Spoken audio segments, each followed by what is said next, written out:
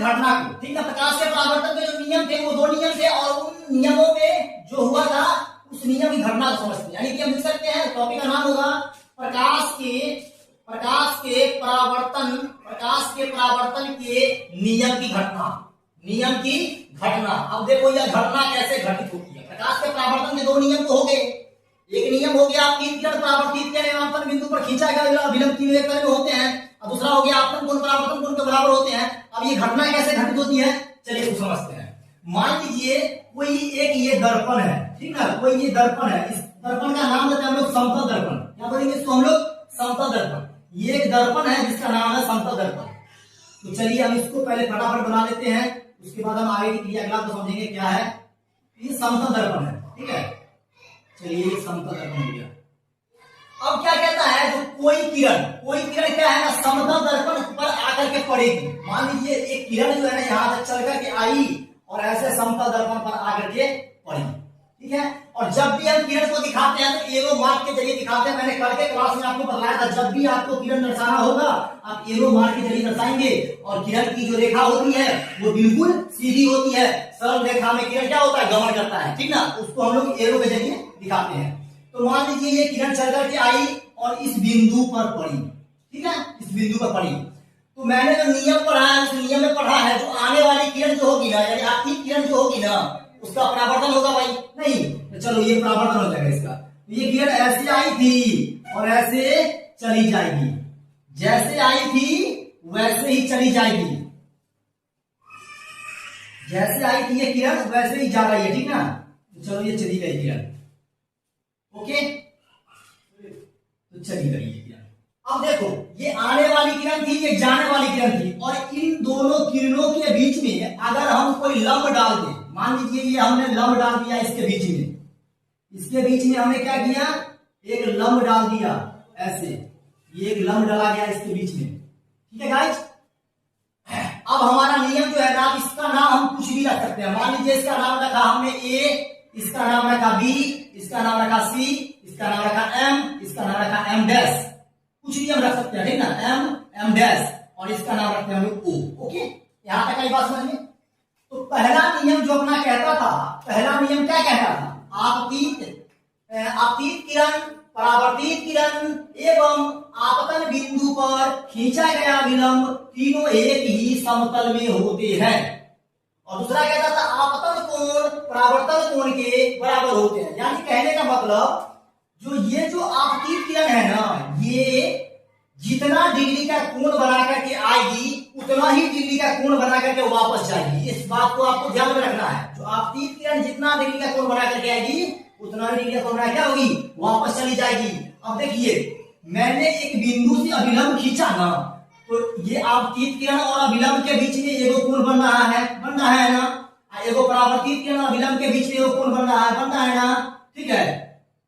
ये दो कोण बन रहा है। तो आपतित किरण और अभिलंब के बीच के बने कोण को हम लोग आई बोलते हैं, और परावर्तित किरण और अभिलंब के बीच बने कोण को हम लोग क्या बोलते हैं, आर बोलते हैं। अब चलिए इसका नामकरण करते हैं। इसका नामकरण जब भी करेंगे ना हम, तो इसका नाम देंगे हम लोग क्या, आपतित किरण। क्योंकि ये जो है ये आपतित किरण है, हम देंगे यहाँ पर क्या, आपतित किरण। ये आपतित किरण है, ओके गाइस। और ये क्या है, परावर्तित किरण। ये है परावर्तित किरण, ठीक है। और ये क्या है अपना, ये जो आप देख रहे हो ये क्या है, ये आपतन बिंदु। क्या है, आपतन बिंदु, आपतन बिंदु, ओके। चलो, और ये जो आप देख रहे हो ना, इसका नाम रखो आप समतल दर्पण। क्या नाम रखोगे, समतल दर्पण, समतल दर्पण, ओके। और ये जो आप देख रहे हो ना, इसका नाम रखोगे आप लोग अभिलंब, अभिलंब। क्यों रखोगे अभिलंब, क्योंकि एक विशेष बिंदु से लंब डाला है हमने, इसी एक विशेष बिंदु से हमने लंब डाला, और इसीलिए एक विशेष स्थान से खींचा गया है, विशेष बिंदु से खींचा गया है, इसीलिए इसका नाम एक विशेष होगा, अभिलंब होगा। लंब का नाम क्या होगा, अभिलंब होगा। विशेष बिंदु से खींचे जाने के कारण इसका नाम अभिलंब हो जाएगा, ओके। और ये आपतित किरण, ये परावर्तित किरण, ये समतल दर्पण, इसका नाम रख दो, ये आपतन बिंदु है। और देखो आपतित किरण और अभिलंब के बीच बने कोण को हम लोग क्या बोलेंगे, आपतन कोण। क्या बोलेंगे, आपतन कोण, ओके। और देखो परावर्तित किरण और अभिलंब के बीच बने कोण को क्या बोलेंगे, परावर्तन कोण, परावर्तन कोण। ओके, तो अब यहां तक अगर आपने समझ लिया है तो अब छोटी छोटी परिभाषा है, ठीक ना, हम इसको समझते हैं। तो इसका आप डायग्राम लीजिए, सॉरी स्क्रीनशॉट लीजिए, उसके बाद हम आगे समझते हैं, ठीक ना। अब क्या होता है गाइस, पहला क्वेश्चन अपना बनता है, पहला क्वेश्चन हम यहां बनेगा, देखो पहला क्वेश्चन क्या बनेगा, जो आपतित किरण क्या होता है। पहला क्वेश्चन बनेगा आपतित किरण। आपतित किरण क्या होता है, चलिए हम इसका परिभाषा लिखते हैं, पहले बोलते हैं समझते हैं उसके बाद लिखते हैं आपतित किरण क्या होता है। तो परिभाषा को देखे, डायग्राम को देखने से लग रहा है जो आपतित किरण मतलब आने वाली किरण, तो आने वाली किरण को आपतित किरण कहते हैं। तो हम इसको ऐसे लिख सकते हैं, आपतित किरण में वे किरण जो आपतन बिंदु पर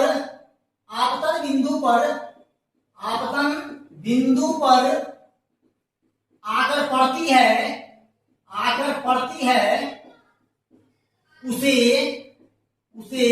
आपतित किरण कहते हैं। आपतित किरण कहते हैं, आपतित किरण क्या कहते हैं, आपतित किरण कहते हैं। ओके, परिभाषा क्या हो जाएगा, वे किरण जो आपतन बिंदु पर आकर पड़ती है। जरा गौर से देखिए, ये किरण ऐसे करके आई, ऐसे करके आई और आपतन बिंदु पर आकर के पड़ी ना भाई, तो जो किरण आपतन बिंदु पर आकर पड़ती है वैसे किरण को आपतित किरण कहते हैं। ओके, चलिए अब दूसरा परिभाषा देखते हैं। आपतित किरण के बाद क्या हो जाएगा, परावर्तित किरण की। तो दूसरा परिभाषा लेते हैं परावर्तित किरण। परावर्तित किरण, अब ये क्या होता है भाई, परावर्तित किरण क्या होता है, तो हम लिख सकते हैं जो आपतित किरण जिस बिंदु पर आकर पड़ती है, आपतित किरण जिस बिंदु पर आकर पड़ती है और जिस बिंदु से आकर पड़ने के बाद उसी दिशा में जो परावर्तित हो जाती है, इस किरण को हम लोग परावर्तित किरण कहते हैं। ओके, या फिर आप ऐसे लिखो, जाने वाली किरण को क्या लिखोगे, जाने वाली किरण को परावर्तित किरण कहते हैं, परावर्तित किरण कहते हैं। ओके, यानी कि आपतन बिंदु से टकराने के बाद जो किरण पुनः चली जाती है वैसे किरण को हम लोग परावर्तित किरण कहते हैं। ओके, तो जाने वाली किरण को परावर्तित किरण कहते हैं। अब तीसरा परिभाषा कहता है आपतन बिंदु क्या होता है, आपतन बिंदु क्या होता है जी, आपतन बिंदु। तो आपतित किरण जिस बिंदु पर आकर पड़ती है उस बिंदु को आपतन बिंदु कहते हैं। परिभाषा की लाइन क्या है, लिख सकते हैं आपतित किरण जिस बिंदु पर आकर पड़ती है उस बिंदु को आपतन बिंदु कहते हैं, उस बिंदु को आपतन बिंदु कहते हैं। आ गई बात समझ में, छोटा छोटा परिभाषा है, एक लाइन का परिभाषा है, आप चाहो तो आसानी से उसको याद कर सकते हो, ठीक ना, कोई लफड़ा नहीं है। आपतित किरण क्या होता है, तो आने वाली किरण को आपतित किरण कहते हैं, या फिर दूसरे शब्दों में हम परिभाषा इसको ऐसे कहेंगे, जो कि वैसा किरण जो आकर के आपतन बिंदु पर पड़ती है वैसे किरण को हम लोग आपतित किरण कहते हैं, ठीक ना। अब उसके बाद होता है परावर्तित किरण क्या होता है, तो जाने वाली किरण को हम लोग परावर्तित किरण कहते हैं। अब आता है आपतन बिंदु की बात। आपतन बिंदु क्या होता है, तो आपतित किरण जिस बिंदु पर आकर पड़ती है, जिस बिंदु पर देखो आकर पड़ रहा है ना, जिस बिंदु पर आकर पड़ती है तो उस बिंदु को हम क्या बोलते हैं, आपतन बिंदु कहते हैं। चलिए ये तीन परिभाषा हमारी कंप्लीट हो गई। चौथा परिभाषा जानते हैं। चौथा परिभाषा हो जाएगा अभिलंब क्या होता है, अभिलंब ये क्या होता है भाई, तो हम परिभाषा इसका ऐसे लिख सकते हैं आपतित किरण और परावर्तित किरण। क्या लिखेंगे, आपतित किरण और परावर्तित किरण, आपतित किरण और परावर्तित किरण के बीच, आपतित किरण और परावर्तित किरण के बीच खींचे गए लंब को अभिलंब कहते हैं। अभिलंब कहते हैं। ओके, या फिर दूसरे शब्दों में इसकी परिभाषा देने की बात आएगी तो आप पढ़ सकते हैं आपतन बिंदु से खींचे गए लंब को अभिलंब कहते हैं। दूसरे शब्दों में भी लिख लो आप, दूसरे शब्दों में आप इसको ऐसे कह सकते हो, जो आपतन बिंदु से खींचे गए लंब को अभिलंब कहते हैं। ओके, आप ऐसे भी कर सकते हो। तो हमने यहाँ पर 4 परिभाषा को जाना। पहला परिभाषा अपीत किरण, दूसरा परिभाषा परावर्तित किरण, तीसरा परिभाषा आपतन बिंदु, चौथा परिभाषा अभिलंब। अभिलंब को हम दो प्रकार से परिभाषित कर सकते हैं। अभिलंब क्या होता है? तो अपीत किरण और परावर्तित किरण, परावर्तित किरण के बीच खींचे गए लंब को अभिलंब बोलते हैं, या फिर इसको आप ऐसे कह लो दूसरे शब्दों में, जो आपतन बिंदु से खींचे गए एक विशेष लंब को अभिलंब बोलते हैं। आपतन बिंदु से खींचा गया है गाइस। ओके, तो चलिए आप इसका स्क्रीनशॉट लीजिए, हम इसको मिटाते हैं अभी। अगला जो हमारा होगा, उसको हम समझेंगे अभिलंब के बाद, आपतन कोण, परावर्तन कोण। ठीक है गाइस, तो चलिए हम उसको भी समझते हैं। आप लोगों से मैं कहना चाहूंगा, अगर आप लोग अभी तक चैनल को सब्सक्राइब नहीं किए हैं, वीडियो को लाइक नहीं किए हैं, तो फटाक से चैनल को सब्सक्राइब कीजिए, वीडियो को लाइक कीजिए, क्योंकि आपको साइंस की यहाँ पर कंप्लीट नॉलेज मिलेगी। साइंस की कोई भी डाउट्स है आपको क्लियर की जाएंगे यहाँ पर। ठीक है गाइस, तो हमने आपकी किरण, परावर्तित किरण, अभिलंब और आपतन बिंदु इनके बारे में समझा। चलिए हमारी अगली जो बनती है ना, वो बनता है 5वां नंबर जो बनता है, वो बनता है आपतन कोण क्या होता है। आपतन कोण क्या होता है, इसकी परिभाषा हम क्या देंगे? आपतन कोण क्या है भाई? तो हम जवाब में देंगे आपतित किरण। क्या देंगे? आपतित किरण। ओके, परावर्तित किरण, आपतित किरण और आपतन कोण, आपतित किरण और अभिलंब के बीच बने कोण को क्या कहते हैं? आपतन कोण कहते हैं। आपतन कोण कहते हैं। ओके, अब क्या हो गया परिभाषा अपनी? परिभाषा हो गया आपतन कोण क्या होता है। तो आपतित किरण, तो देखो ये आपतित किरण है और ये अभिलंब है। आपतित किरण और अभिलंब के बीच बने कोण को क्या बोलते हैं? तो आपतन कोण बोलते हैं। और क्लियर? चलिए हमारी अगली परिभाषा है, यानी 6वां नंबर परिभाषा हो जाएगा परावर्तन कोण क्या होता है। परावर्तन कोण, परावर्तन कोण के बारे में समझते हैं। परावर्तन कोण क्या होता है? चलो आपकी आपतन कोण तो समझा हमने, परावर्तन कोण क्या होता है। तो हम यहाँ पर लिख सकते हैं जो परावर्तित किरण और अभिलंब के बीच बने कोण को, ठीक ना। तो हम परिभाषा के तौर पर इसको ऐसे लिख सकते हैं, परावर्तित किरण और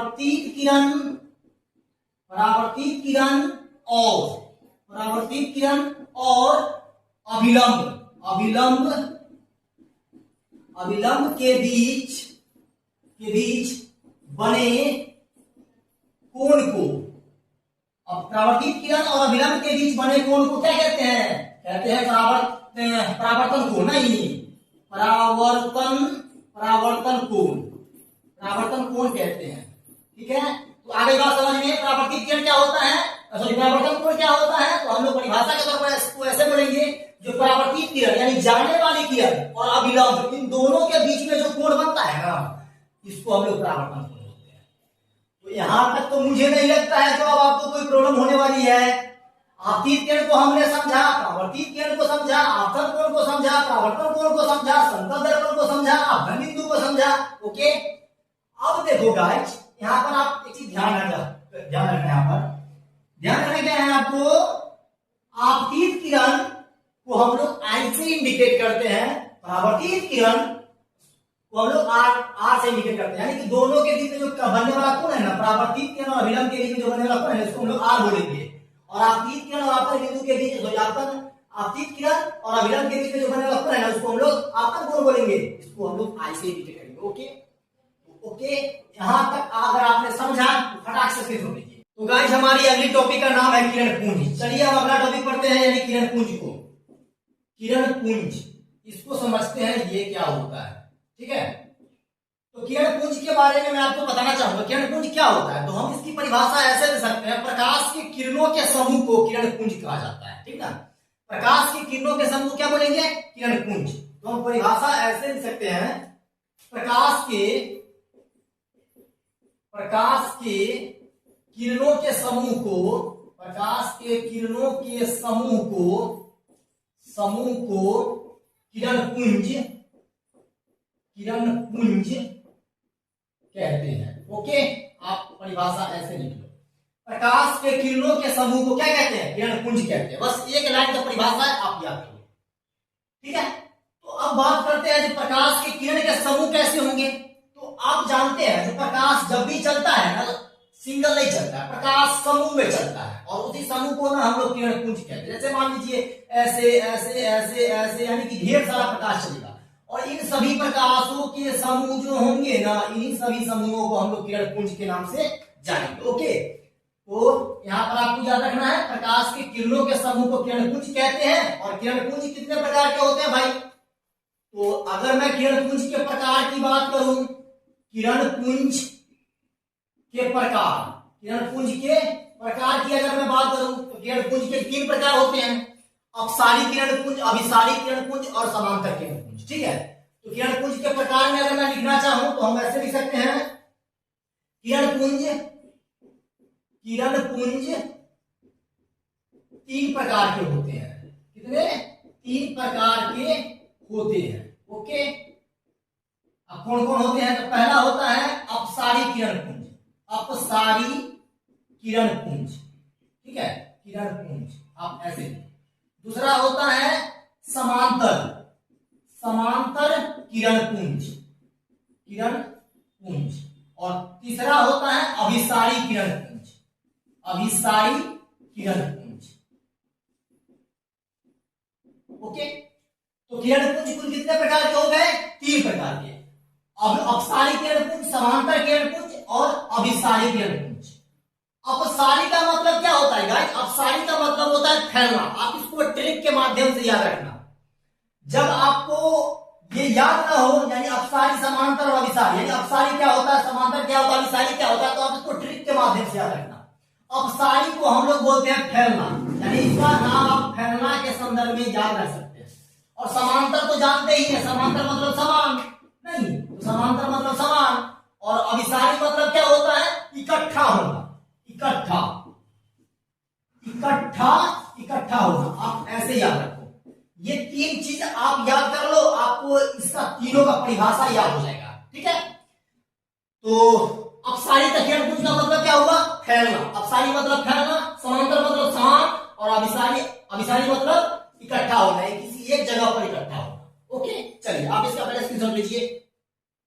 ठीक है गाइस, तो चलिए अब हम बात करते हैं इन सभी की परिभाषा की।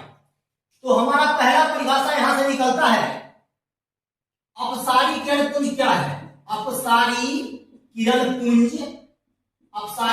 पुंज। चलिए इसके बारे में समझते हैं, किरण पुंज क्या होता है।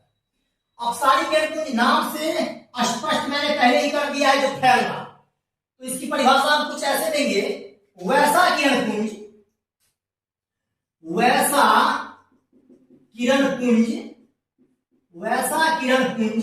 जो किसी एक बिंदु से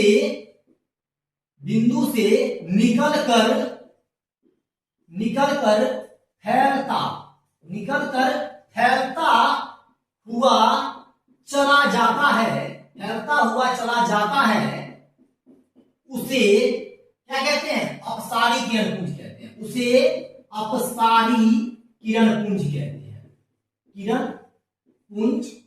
हैं। चलिए यहां तक तो समझ में आ गया।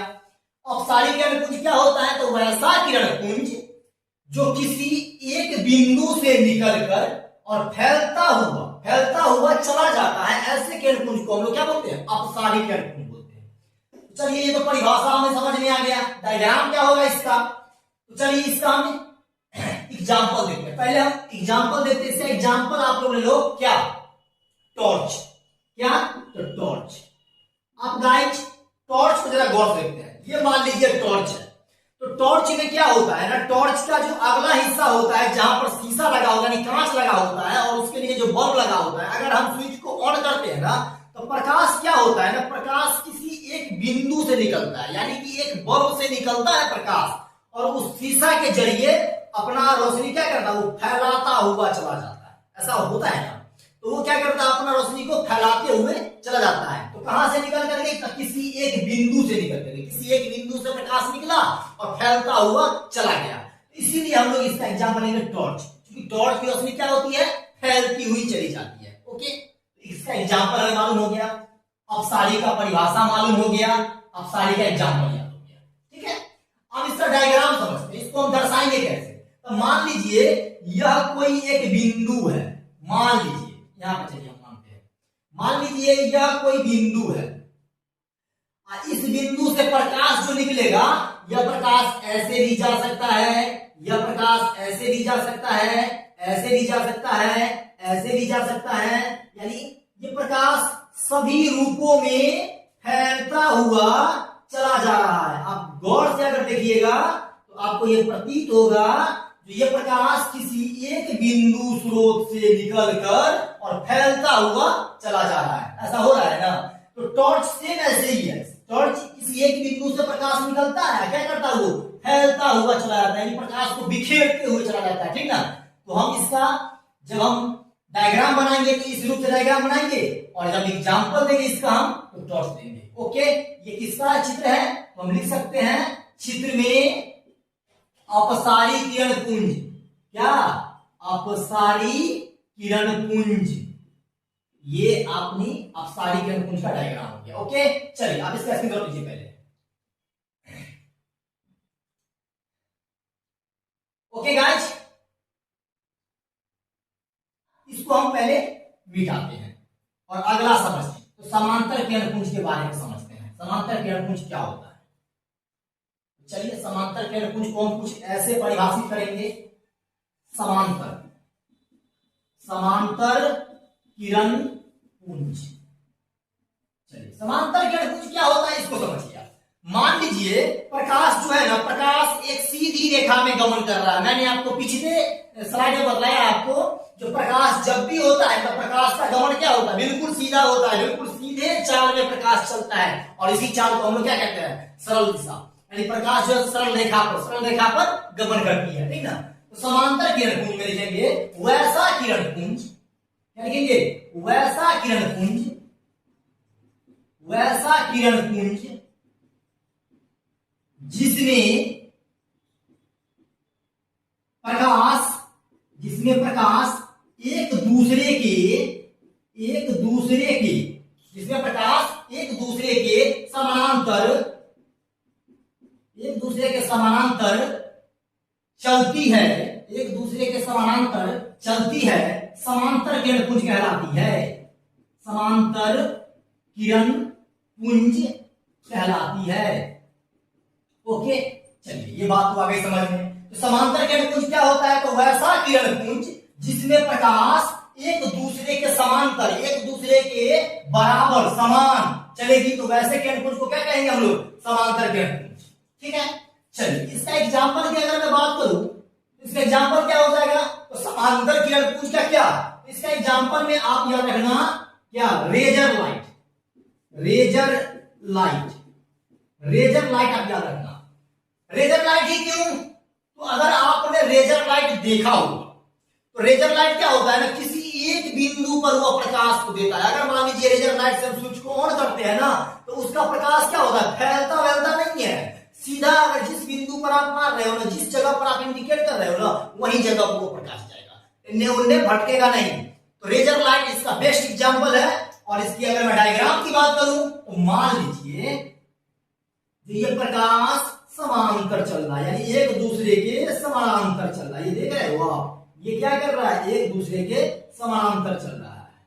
इसका एग्जांपल आप ऐसे दोगे, ठीक है। और अगर मैं चित्र की बात करूं तो क्या हो जाएगा, ये चित्र है ये इसका समांतर किरण पुंज का, इसका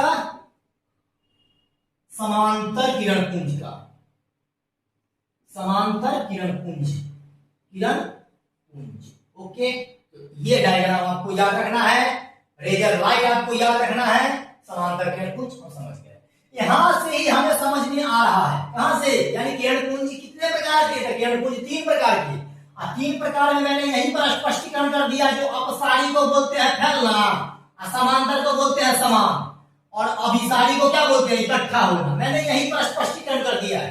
तो आपको यही पर ही परिभाषा कंप्लीट हो जाती है। लेकिन आप इसको भी समझे, क्योंकि अगर आप नोट तैयार कर रहे हैं तो ये आपके लिए बेस्ट है। ठीक है, चलिए आप इसका स्क्रीनशॉट लीजिए, बड़ा से हम अगला देखते हैं, यानी कि अभिसारी के अनुकुंज देखते हैं। ठीक ना, स्क्रीनशॉट ले लिया होगा आपने। चलिए इसको हम रिमूव करते हैं। ठीक ना, तो अगला अपना क्या है गाइज? अगला है अपना अभिसारी किरण पुंज। क्या है? अभिसारी किरण पुंज। इसको समझते हैं। अभिसारी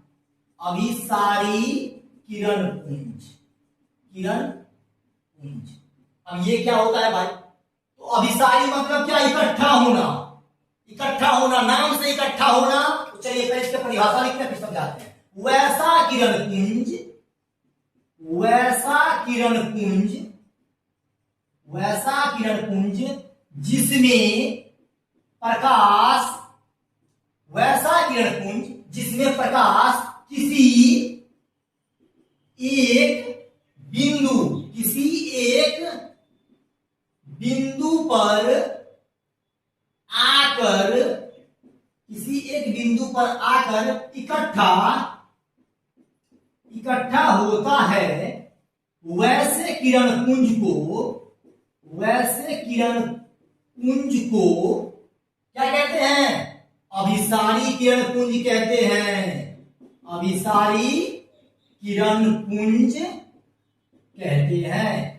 ओके, तो समझते हैं अभिसारी किरण पुंज क्या होता है। तो वो ऐसा किरण पुंज जिसमें प्रकाश, ढेर सारा प्रकाश आएगा, ढेर सारा, तो जिसमें ढेर सारा प्रकाश, आप यहां पर लिख सकते हो, वैसा किरण पुंज जिसमें ढेर सारा प्रकाश, ऐसे करो, ढेर सारा, ढेर सारा प्रकाश। ओके, ढेर सारा प्रकाश आप कर लेना। दिख रहा है? नहीं दिख रहा है? यहां मैं बोल देता हूं प्रकाश, ये प्रकाश लिखा हुआ है। यहां लिखा हुआ है वैसा किरण पुंज जिसमें ढेर, क्या है? ढेर सारा प्रकाश किसी एक बिंदु पर आकर इकट्ठा होता है या फिर किसी एक बिंदु पर आकर मिलता है, वैसे किरण पुंज को अभिसारी किरण पुंज कहते हैं। अब समझो बात को, क्या है ना, ढेर सारा प्रकाश आ रहा है, ढेर सारा, और ढेर सारा प्रकाश कहां आकर इकट्ठा होगा? तो किसी एक बिंदु पर, किसी एक केंद्र पर इकट्ठा होगा, किसी एक जगह पर इकट्ठा होगा। ऐसे किरण पुंज को हम लोग क्या कहेंगे? अभिसारी किरण पुंज कहेंगे। जब किसी एक बिंदु से प्रकाश निकल करके फैलता हुआ चला जाएगा, कोई एक बिंदु से निकला और फैलता हुआ चला गया, तो वो क्या हो जाएगा? वो हो जाएगा अपना अपसारी। आई बात समझ में? एक बिंदु से निकल कर जखनिए फैला, अपसारी। जखनिए ढेर सारा प्रकाश आया, किसी एक बिंदु पर केंद्रित हुआ, किसी एक बिंदु पर इकट्ठा हुआ, तो अभिसारी। तो अपसारी अभिसारी तो दिक्कत नहीं है। असमांतर में प्रकाश क्या होता है? सीधी रेखा में गमन करता है, एक समान चाल। ओके, तो हम लिख सकते हैं अभिसारी किरण पुंज में वैसा किरण पुंज जिसमें ढेर सारा प्रकाश किसी एक बिंदु पर आकर इकट्ठा होता है, वैसे किरण पुंज को हम लोग अभिसारी किरण पुंज कहते हैं। अब बात आती है उदाहरण की, तो इसका उदाहरण क्या दोगे? तो जरा एक बार अपने लाइफ के बैग में जाओ। कभी बचपन में आपने औजार बक्स देखा होगा? नहीं, उस औजार बक्स में लेंस मिलता होगा, तो वो लेंस जो होता था ना, बचपना में हम लोग खूब खेलते थे उस लेंस से। जाइए कैसे खेलते थे? तो उस लेंस को निकालते थे, या लेंस को निकाल करके नीचा, उसके नीचे में क्या लगाते थे? कागज, और सूर्य के प्रकाश में उसको रखते थे ऐसे करके, और ऐसे करके रखते थे। उसके बाद देखते थे जो पेपरवा पर की इसका प्रभाव पड़ता है, उस पर रखते थे ना, तनका को होल टाइप का बनता था। धीरे धीरे जो क्या करते, उस लेंस को उठाते जाते थे, उठाते जाते थे, उठाते जाते थे। जैसे जैसे ऊपर की ओर उठाते थे, सूर्य का प्रकाश जो होता है ना, किसी मतलब होता था एक बिंदु पर केंद्रित होते जाता था, होते जाता था, और बड़ा प्रकाश से बिल्कुल छोटा बनते बनते बनते बनते बनते कागज नीचे का जल जाता था। ऐसा आपने किया होगा, अगर नहीं किया है तो इस चीज को जरूर करना, क्योंकि ये बहुत ही बेहतरीन प्रैक्टिकल है। आप इसको करके देखना। सूर्य के प्रकाश की उपस्थिति में जाना और लेंस लेना और नीचे में पेपर रखना, और उस लेंस के जरिए पेपर के ऊपर उस लेंस को रखना, और धीरे धीरे उस लेंस को ना किसी एक बिंदु केंद्र बनाना, और ऐसे करके ना उसको उठाते जाना, उठाते जाना, उठाते जाना। एक समय में क्या होगा? पेपर जल जाएगा। तो भाई पेपर जल गया, इसका मतलब है जब ढेर सारा प्रकाश आ रहा है और किसी एक बिंदु पर केंद्रित हो रहा है, और किसी एक बिंदु पर जखन ये केंद्रित होगा, तो उसमें जो है ना ताप की मात्रा बढ़ जाएगी, यानी कि उसमें वो जो है ना ज्यादा जो है ताप में हीट करेगा, और जखन ज्यादा हीट करेगा तो पेपर जलेगा नहीं जलेगा? नहीं। तो इसका बेस्ट एग्जांपल क्या लेंगे हम? लेंस। क्या लेंगे? लेंस। ये आपका बेस्ट एग्जांपल है। अब देखिए ये प्रकाश अभिसारी किरणपुंज का प्रकाश कैसे हो रहा है, इसको देखिए। मान लीजिए ऐसे करके मानने के लिए बोल रहे हैं, मान लीजिए ये ढेर सारा प्रकाश जो है ना, ये ढेर सारा प्रकाश आ रहा है और आकर के किसी एक बिंदु पर केंद्रित हो रहा है। देखिए डायग्राम, ठीक है, ये ढेर सारा प्रकाश आ रहा है, इधर से भी इधर से भी इधर से भी, सब प्रकाश आकर के ससुरा यही बिंदु पर केंद्रित हो रहा है। देखिए उसमें क्या बनाए थे हम, उसमें बनाए थे किसी एक बिंदु से प्रकाश जा रहा है, जा रहा है, ये देखो जा रहा है, ऐसे करके जा रहा है प्रकाश, नहीं तो किसी एक बिंदु से प्रकाश भाग रहा है यहां से, तो ऐसे करके ये प्रकाश जा रहा है किसी एक बिंदु से, ये प्रकाश किसी एक बिंदु से आ रहा है, जा रहा है मतलब अपसारी, या आ रहा है मतलब अभिसारी। अगर चित्र की बात करें तो हम लोग चित्र यहां पर लिख सकते हैं क्या, अभिसारी किरणपुंज, क्या लिख सकते हैं, अभिसारी किरणपुंज, ये हम दे सकते हैं, अभिसारी किरणपुंज चित्र में। इसका नाम क्या लिख सकते हैं, अपसारी, क्या लिख सकते हैं, अपसारी किरणपुंज। ओके, तो अभिसारी अपसारी तो समझ में आ गया। समांतर का भी लगले देखिए लीजिए ना, समांतर क्या होता है, ऐसे ऐसे ऐसे, एक दूसरे के समान, एक दूसरे के समान, इसका भी नाम दे दीजिए, इसको कहना छोड़िएगा, ऐसा ही इसका दीजिए समांतर। ओके, ये क्या है, अभिसारी अपसारी। तो आगे बात समझिए, यानी अपसारी किरणपुंज वैसा किरणपुंज जिसमें ढेर सारा प्रकाश किसी एक बिंदु पर आकर इकट्ठा होता है, वैसे किरणपुंज को हम लोग अभिसारी किरणपुंज कहते हैं। डायग्राम की बात आएगी तो डायग्राम क्या दिखाइएगा, ये क्योंकि ढेर सारा प्रकाश यहाँ से चल करके आ रहा है, देखिए इधर से भी आ रहा है, इधर से भी आ रहा है, सब बगल से प्रकाश आ रहा है, एगो बिंदु पर जाकर इकट्ठा हो रहा है। इसका एग्जाम्पल ये, जब उदाहरण की बात आएगी तो आप इसमें ले लीजिएगा, ठीक ना। और अपसारी की बात आएगा तो किसी एक बिंदु से प्रकाश फैलता हुआ जा रहा है, वो दीजिएगा। समांतर की बात आएगा तो ये दीजिएगा। एग्जाम्पल तीनों का बेस्ट है। समांतर के लिए रेजर लाइट, और अपसारी के लिए हमारा टॉर्च, और अभिसारी के लिए लेंस। ओके, तो चलिए यहां तक अगर आपको कंप्लीट समझ में आ गया है तो आप तुरंत से वीडियो को लाइक कर दो। अगर वीडियो आपने अभी तक लाइक नहीं किया है तो फटाक से लाइक कर दो, कमेंट कर दो तेजी में जो आपको समझ में आ गया है, फिर मैं आगे चलूंगा, ठीक ना। तो कमेंट करके मुझे बताना है आपको। और इस क्लास को ना अपने दोस्तों को भी शेयर करना है, अकेले अकेले नहीं पढ़ना है, उसको भी पढ़ाना है, उसको भी ज्ञानवान बनाना है, ठीक ना। इस क्लास को फटाफट शेयर करना। चलो मैं हटता हूं, इसका स्क्रीनशॉट लो।